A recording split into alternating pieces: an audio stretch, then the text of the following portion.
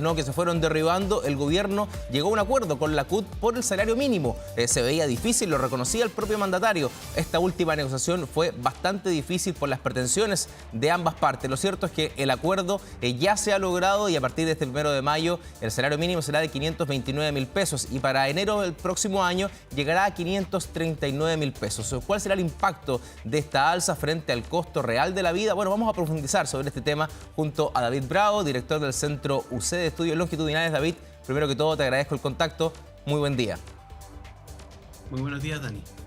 Bueno, David, hablemos de este monto, ¿no? Se hablaba previo, ¿no?, al acuerdo de montos mucho más amplios por parte de la Central Unitaria de Trabajadores. Con estas cifras, ¿está esto de acuerdo, ¿no?, al ritmo de crecimiento que tiene nuestro país? ¿Es posible absorber estos gastos, ¿no?, para lo que significa las empresas, sobre todo las pymes que tienen que pagar este salario mínimo? Sí, creo que, tradicionalmente las negociaciones del salario mínimo han sido de esa naturaleza, son bastante dispares. Eh, cuando la CUT de cada época ha hecho sus planteamientos, son planteamientos muy disparatados respecto de lo que en realidad es factible, ¿no? Y tal vez ahí lo que vale la pena mencionar y recordar es que, ¿qué es lo que es el salario mínimo? ¿Cierto? El salario mínimo es una imposición legal de un mínimo por una jornada completa para trabajadores dependientes. Y eso, de alguna manera, tiene que ir vinculado a las posibilidades reales de la economía, y tú mencionabas muy bien, el salario mínimo no cuesta mucho fijarlo en empresas grandes donde el salario mínimo que se paga en esas empresas a veces duplica o triplica, ¿cierto?, el salario mínimo legal. Entonces no tiene ningún, por así decir, mérito decir, bueno, nosotros estamos de acuerdo con el salario mínimo. Tampoco tiene mucho mérito en el sector público, donde el salario mínimo que se paga en el sector público también es muy superior. El tema está concentrado efectivamente donde el salario mínimo puede significar un incremento en costos que haga que una empresa no pueda seguir adelante o se le junten otros incrementos de costo, y por eso hay que ser muy cuidadoso en los incrementos en el salario mínimo. El salario mínimo ha tenido aumentos bien importantes, yo creo que superiores a lo prudente, especialmente en los últimos 2 o 3 años. Por ejemplo, hoy día el salario mínimo tal como está, y con el incremento de ahora, digamos que en la práctica básicamente va a mantener el poder de compra y un poquito más, digamos, por los próximos eh, 12 meses. Básicamente hoy día el salario mínimo representa el 40% de lo que es una remuneración promedio. Y esto es probablemente la proporción más alta que ha representado el salario mínimo desde el año 90, ¿no? Y ese salto, claro, es positivo para quienes tienen el empleo y tenían un empleo, un salario mínimo antiguo, y ahora lo tienen en el nuevo, ¿cierto? Eso es positivo. Pero es muy negativo si es que efectivamente ese aumento del salario mínimo lo que hace es prevenir que haya o desincentivar a que haya otras personas más ocupadas. ¿Quiénes son las personas que ganan el salario mínimo? Son personas que tienen menor calificación, menor experiencia, son los que desarrollan ocupaciones más elementales en la economía. Pero precisamente ese es el grupo. Cuando el presidente, por ejemplo, hablaba ahora en su discurso de que no estaba contento con la tasa de desocupación que tenemos, 8,7% en el último dato. ¿Quiénes son esas personas? El 8,7% son personas que tienen educación media o educación media incompleta, y son jóvenes, y también son personas que básicamente desarrollan labores más elementales. Son personas que en el fondo no tienen empleo hoy día. Tenemos un déficit todavía para llegar a la situación prepandemia de 200.000 empleos, ¿cierto? Y por lo tanto hay que ser extremadamente cuidadoso. Por supuesto que el salario mínimo no lo podemos rezagar respecto de la economía, pero hoy día no estamos en esa situación. Al revés, estamos con un déficit de empleo. El aumento final del salario mínimo que el gobierno acordó, me parece que, comparado con lo que se estaba planteando, es bastante razonable. O sea, me alegro que el ministro Marcel haya primado su opinión de de que teníamos que ir de manera prudente para no comprometer el principal objetivo.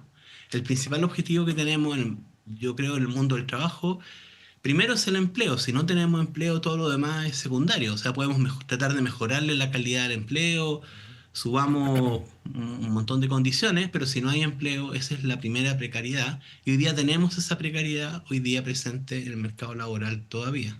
David, fue un error quizás haber establecido este acuerdo plurianual que elevó el salario mínimo de los 400 y fracción a los 510.000 pesos en este periodo de tiempo que fue quizás muy breve el alza, porque además incorporaba factores del IPC que apalancaron el salario mínimo un poco más arriba. Lo digo en comparativa a este nuevo acuerdo, ¿no? Que es solamente por este año en curso, donde se establece esta modificación porque la actual administración termina sus funciones, ¿no? El próximo año. ¿Debiese ser esta conversación año a año o establecer este acuerdo plurianual quizás también podría permitir mejores proyecciones de lo que es el salario mínimo? Yo creo que para que las negociaciones plurianuales o sean realmente adecuadas, se requiere primero que estén todos los actores en la mesa. Por ejemplo, si se va a negociar el salario mínimo, deberían estar sentadas las personas que de alguna manera pagan el salario mínimo. Si no, me parece a mí que es absurdo, ¿cierto? Entonces, en ese caso, creo que tiene que haber una participación mucho más importante de las pymes en este tipo de negociaciones. Hoy día las representa la CPC, pero no creo que sea suficiente. Y el gobierno en realidad es quien debiera primero estar representando a las personas sin voz de esa mesa, que son las personas que ganan el salario mínimo y lo más importante, que no tienen posibilidad de tener un empleo. Entonces, eso es lo primero, ¿cierto? Lo primero es cómo se definen estas cosas. Claro. Cuando hemos tenido éxito, el presidente lo mencionaba, por ejemplo, en los primeros años con el acuerdo social, el acuerdo marco que se firmó en el año 90 hasta el 94, Manuel Feliú, Manuel Busto, lo citaba el presidente, esos fueron acuerdos anuales.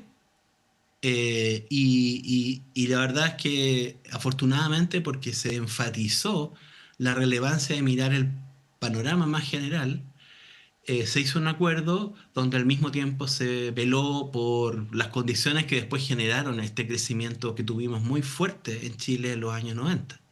Eso es lo que necesitamos. Necesitamos como acuerdos sociales, por supuesto, pero con una mirada muy amplia, yendo a las causas de por qué tenemos bajo empleo y que están muy relacionadas con de por qué tenemos bajo crecimiento. Y el otro tema que hay que tener en cuenta es que las condiciones pueden cambiar.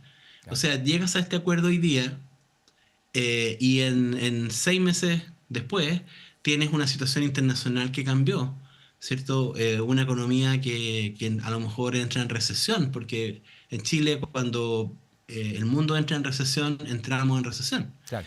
Y si eso ocurre, a lo mejor las condiciones que tú fijaste bajo ciertas condiciones estimadas de crecimiento eran adecuadas, después eso, digamos, no corresponde, y entonces hay que tener algún tipo de cláusulas de salida y ajuste. Ese es el problema de los acuerdos multianuales, tal como se ha ido generando. Incluso históricamente ha pasado así también. En Chile pasó con la crisis asiática a fines de los 90, donde se acordaron incremento de salario mínimo proyectando un buen escenario y entramos en una crisis y el salario mínimo quedó por arriba, ¿cierto? En ese minuto eso también generó que tuviéramos tasa de desocupación por sobre el 10% por varios años. Y en este caso en particular, David, ¿se desacopló el salario mínimo con este acuerdo? Con este acuerdo de ahora no, Con el pero anterior. sí con el acuerdo efectivamente el aumento grande que hubo desde 400.000 a 500.000 pesos. ¿Por qué razón? Porque acá hay un tema importante. El tema número uno, digamos, es el empleo. Esto es como si uno dijera, mira, ¿cuál es la norma del Código del Trabajo más importante? Es una que no está escrita y que básicamente eh, eh, la base del mejoramiento de las condiciones laborales está en que en Chile tengamos, ojalá, pleno empleo, como el mismo presidente lo dijo en su discurso, ¿cierto? Que aspiramos a eso. Bueno, pero hay que aspirar y también hay que hacer. Y lo que ocurre ahora es que tenemos 5 años, han pasado 5 años desde la crisis de la pandemia, donde se perdieron 2 millones de empleos, y Chile es el único país prácticamente de América Latina que aún no recupera su tasa de ocupación prepandemia. Tenemos un problema de empleo. Todavía faltan 200.000 empleos adicionales para poder estar tal como estábamos el año 2019 o justo antes que partiera la pandemia. Entonces nuestro mercado laboral está mal hoy día. Los indicadores de empleo son malos. 57% de la población en edad de trabajar tiene un empleo, 58,2% antes de la pandemia, 57% era lo que teníamos en Chile 12 años atrás. Tasa de desocupación 8,7%. Esa tasa de desocupación antes de la pandemia solo la tuvimos el año 2010. O sea, la tasa de desocupación que tiene Chile hoy día es una tasa que es un retroceso al mercado laboral de 15 años. ¿Por qué eso no ha sido un tema? Eso es lo que yo me pregunto. ¿Por qué no ha sido un tema? Si efectivamente, con ocasión del Día del Trabajo, decimos que el trabajo es relevante por su dignidad, bueno, entonces, ¿por qué no nos hemos preocupado por eso? ¿Por qué no se ha reconocido el problema? Porque reconocer el problema es el primer paso para poder resolverlo. Si no lo reconocemos, ¿dónde están, cierto, las medidas? Y de hecho no se han tomado medidas. Y de hecho, cuando uno considera aquello, es donde se pregunta si fue prudente incrementar el salario mínimo del modo que se hizo, porque en la práctica es una medida que suena muy bien, pero que lamentablemente le genera problemas a quienes, a las personas que no estamos mirando. Incluso el incremento de incluso el incremento en costos que significa el bajar a 40 horas, es algo que de alguna manera afortunadamente se logró un acuerdo para que fuera gradual, pero igual de todas maneras es un contexto de alza de costos. Hay que pensar que la jornada laboral va a bajar en 2 horas, de 44 a 42 ahora en el 2026, ¿cierto? Claro. Ese es un aumento de 5% en costo. Esto es como los que tienen una jornada de 44 horas y ahora van a tener que bajar obligadamente a 42, con la misma remuneración, equivale a un incremento en costos laborales de 5%, que se va a hacer un golpe que viene ahora, digamos, con el mercado laboral que no está recuperado, David. con el incremento también en costos que está asociado también a la reforma previsional, que es muy necesario. Esos son elementos que perjudican de alguna manera el empleo y creo que es bueno también mencionarlo. Y en ese escenario, David, ¿cómo encaja esta idea o concepto, ¿no?, que se busca instalar sobre un salario vital, que vaya un poco más allá del salario mínimo? Lo planteaba la CUT en montos de 1 millón de pesos de aquí al año 2030, donde también se buscaba crear una comisión asesora, ¿no?, dependiente del Consejo de Superior Laboral, ¿no?, para poder conversar sobre este salario vital. Y ahí retomo lo que tú planteabas, si en esta comisión están sentados en la mesa los que tienen que estar, por ejemplo, las pymes bien representadas y todos los actores, en busca de poder llegar a un acuerdo por esta temática que plantea la CUT, que pareciera va a quedar en el debate, ¿no?, la idea de poder instalar un salario vital que vaya más allá del salario mínimo. Sí, yo creo que sigue siendo importante cómo se componen esas comisiones, es muy relevante. Eh, Está la CUT, también hay otras centrales sindicales, también hay otras organizaciones, ¿cierto? La pregunta es cómo eso es algo que básicamente creo que debería ser más participativo, digamos, el diálogo social, pero además hay un tema con los instrumentos. O sea, si usted piensa que eh, pensándolo es algo que se logra, ¿cierto? O sea, si yo pienso que el mercado laboral lo voy a cambiar, o sea, voy a mejorar las remuneraciones de las personas simplemente por establecer, por poner eso en una norma, llamémoslo salario mínimo, ¿cierto? El concepto de sueldo vital, que es como un guiño también a cuestiones que existieron antes, digamos, en el pasado, ¿cierto? Eh, lo complejo de eso es que hablar de sueldo típicamente es una remuneración. Es evidente que las personas, las sociedades requieren que las personas vayan mejorando sus condiciones de vida y para eso los ingresos son importantes, los ingresos son un componente esencial, ¿no? Eh, pero los ingresos dependen de lo que el mercado laboral puede pagar y también depende de lo que la política social y los otros subsidios se entregan. Eso es lo que muestra básicamente también todos los datos de pobreza y las estadísticas de la encuesta CACEN, por ejemplo, a lo largo del tiempo. Ujú. Si nos ponemos de acuerdo en que hay un ingreso meta al que hay que ir llegando, pero ese ingreso no se puede componer solamente de una remuneración. Uno no puede transformar, que yo creo que es lo que está detrás de esto, si en el fondo se está planteando por qué razón, porque se quiere transformar el concepto de ingreso mínimo para la vida, Ujú. que tiene que ver más bien con el ingreso per cápita que tenga un hogar, por ejemplo, que depende no solamente de una persona que trabaje, sino de otras personas, de otros ingresos que tengan. Si eso se le quiere asimilar a lo que sería como el salario mínimo, bueno, estamos en un problema, porque eso no es correcto. Eso Claro. es una expresión de deseo. Pero esa expresión de deseo, si se materializa en ley, puede ser muy peligroso y muy dañina. Y para eso yo creo que ayudaría que las personas que trabajan en esto eh, puedan explicar bien este tema, porque no se trata simplemente de una declaración, lo declaramos y así quedó establecido. O sea, el daño que se puede generar al intentar hacer un bien y transformar eso en ley, el daño que se puede generar es muy grande. Y creo que nos saca el foco. O sea, lo primero que habría que hacer, yo creo, es preguntarse, ¿cuáles son las condiciones que permiten que entonces las remuneraciones puedan crecer? Esas condiciones tienen que ver con el crecimiento de la economía, esas condiciones tienen que ver con cómo hacemos más productivo el trabajo, esas condiciones también tienen que ver con lo mismo que también el presidente mencionaba en su discurso, ¿cierto? Ahora está el desafío de la inteligencia artificial, cómo va a cambiar el mercado laboral. Bueno, eso ya está, eso va a significar, en muchos casos, no se sabe exactamente, pero va a significar en el corto plazo pérdidas de empleo. ¿Dónde se van a generar esas pérdidas de empleo?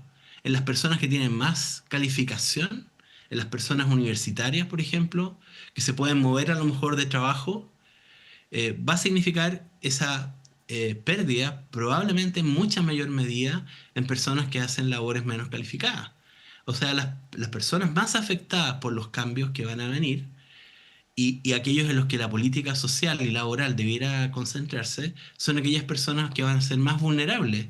Y sobre eso, a pesar de que este cambio en la inteligencia artificial se ha dado en el curso de este gobierno, porque noviembre de 2022 fue cuando salió ChatGPT y hemos Ujú. visto cómo ese cambio se ha acelerado, hemos estado básicamente mirando esto como espectadores, ¿no? La política pública ha estado como espectadora. Había algo distinto que hacer, probablemente eso es lo que he echado de menos, digamos, ¿cierto? Cómo juntar los objetivos, el discurso, con la realidad del mercado laboral. Creo que ahí nos ha faltado hacer algo diferente para que esas crisis que vienen las podamos enfrentar adecuadamente. Lo último, David, se ha instalado quizás una distorsión de la realidad del mercado laboral. A tu juicio, hoy día el mercado laboral está sano, está bien. Y si comparamos todas estas medidas, ¿no?, que hemos conversado, que se han implementado en el último tiempo, ¿de alguna manera han ido mellando la posibilidad de la creación de nuevos empleos? Sí, o sea, efectivamente estamos, o sea, a ver, estamos mejor que hace 2 años, o sea, cuando antes de que asumiera el gobierno el presidente Boric, en enero, digamos, yo escribí una columna donde dije que la situación del mercado laboral básicamente era una emergencia laboral Ujú. y que no estaba declarado como tal, y que esperaba que se declarara, a lo menos se pusiera como en el objetivo para poder abordarla. En ese minuto nos faltaban 500.000 empleos para llegar a la misma tasa prepandemia. A estas alturas, faltando más o menos un año de gobierno, nos faltan todavía 200.000 empleos, ¿no? Y cuáles son las posibilidades de que de aquí a... Yo no me habría imaginado que efectivamente esta todavía fuera un referente al terminar el gobierno del presidente Boric. Y lamentablemente me parece que es así. Para poder llegar a esa, comillas, mini meta, que es una meta a la que ya llegó América Latina hace 2 años atrás. O sea, Chile hoy día está en los últimos lugares de América Latina, no solamente en crecimiento económico, sino que también en el mercado laboral. Eso no es posible, ¿no? Claro. Bueno, para poder llegar a esa meta, a esa mini meta, necesitaríamos todavía tener esos 200.000 empleos que en este año que queda generemos 200.000 empleos, pero además como la población en edad de trabajar se va a incrementar, en la práctica requeriríamos que de aquí a un año más podamos adicionar 300.000 empleos. Es muy difícil. Eso es muy difícil. 300.000 empleos requeriría que el empleo actual esté creciendo a tasas anuales de 3%. Lo que informó el INE, por ejemplo, ayer o antes de ayer, el crecimiento anual es 0,9%. O sea, no está dando para eso, ¿no? ¿Y por qué no crece más? Por supuesto que la debilidad en el crecimiento es importante, pero tampoco estamos haciendo nada extra. Entonces, es una tarea difícil, pero como digo, si no reconocemos el problema explícitamente, es bien difícil pensar que se vaya a abordar. Lamentablemente creo que eso es un poco lo que está ocurriendo. El no subir el salario mínimo, el no continuar con esa senda de crecimiento violenta que tuvo, es una buena noticia porque por lo menos no le pone más presión al mercado laboral. Habría sido imprudente hacerlo y creo que ahí fue importante que las autoridades fueran cautas, pero necesitamos mantener esa prudencia para por lo menos no dañar más al mercado laboral respecto a su situación actual. David, te quiero agradecer estos minutos de conversación, el director del Centro de Estudios Longitudinales de la Universidad Católica, por acompañarnos, aterrizar también lo que ocurre hoy en el mercado laboral. Que tengas muy buen día. Muchas gracias, Dani.